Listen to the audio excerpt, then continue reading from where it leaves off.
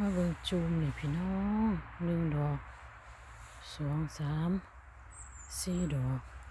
5 ดอกทางหลังแต่ตัวใดขาแน่นๆยังงามอยู่เวลาสิเอาไปจ้ะตัวใดขาบ่แน่นแล้วเวลาก็บ่เอาดอกจ้ะเบิ่งตัวนี้ก่อนโอ้ยเริ่มเฒ่าแล้วจ้ะนี่ก็เฒ่าแล้ว